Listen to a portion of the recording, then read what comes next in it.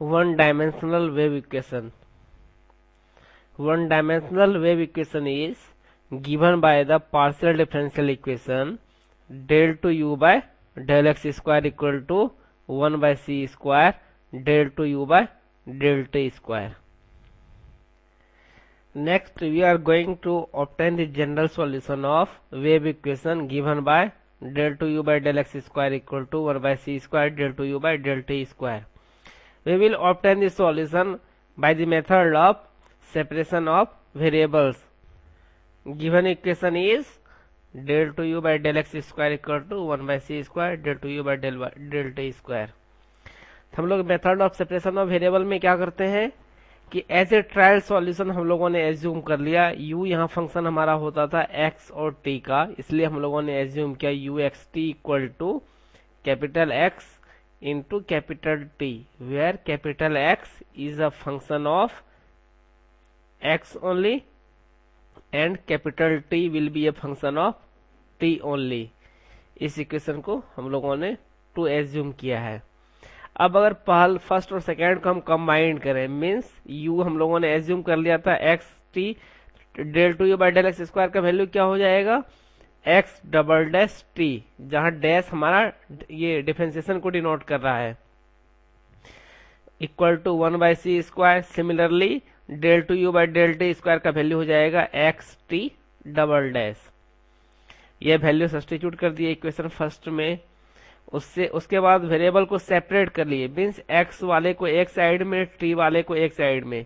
इससे हमारा हो गया x double dash by x equal to t double dash by c square t।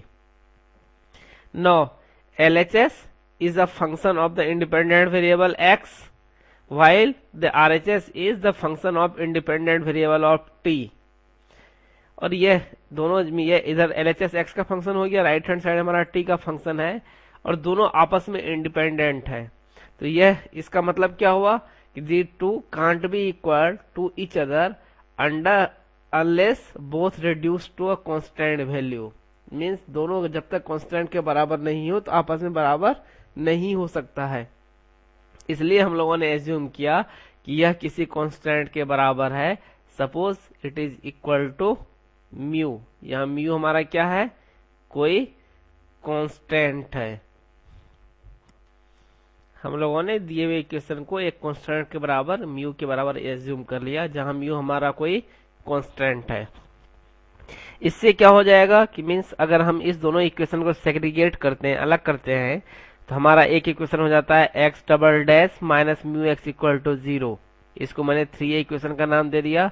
Similar way में जब मैं t double dash by c square t को यू के इक्वेट करता हूँ, इसके इक्वेट करता हूँ, तो मुझे इक्वेशन मिल जाता है t double dash minus mu c square t equal to 0 3b।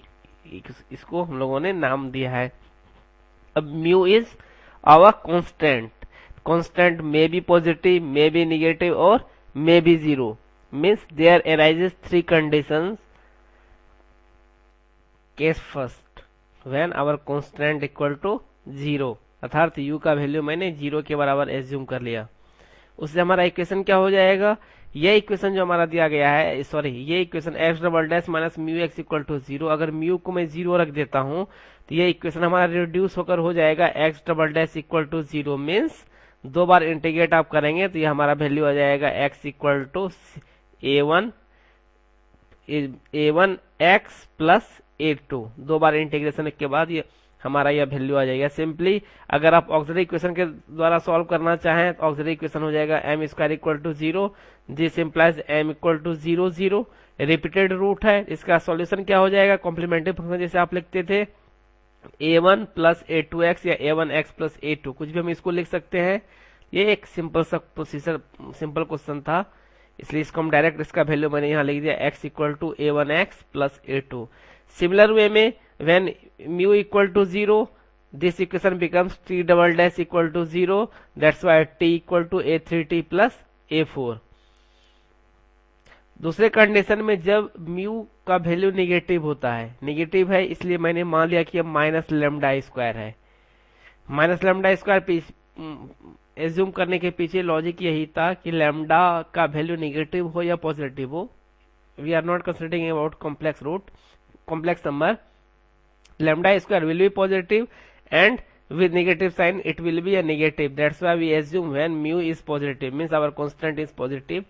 Suppose it is equal to minus lambda square. In that condition our equation becomes, ये इक्वेशन जो हमारा था x डबल डैश, ये हमारा क्या हो जाएगा x double dash plus lambda square mu x equal to 0. This implies, इससे हमारा ऑक्सिलरी इक्वेशन हो जाएगा m square plus, sorry mu नहीं होगा यहाँ, m square plus lambda square equal to 0. This implies m equal to plus minus lambda, जिससे आप value substitute करेंगे तो हमारा हो जाएगा c1 e to the power b1 e to the power lambda x plus b2 e to the power minus lambda x, where b1 and b2 are constant.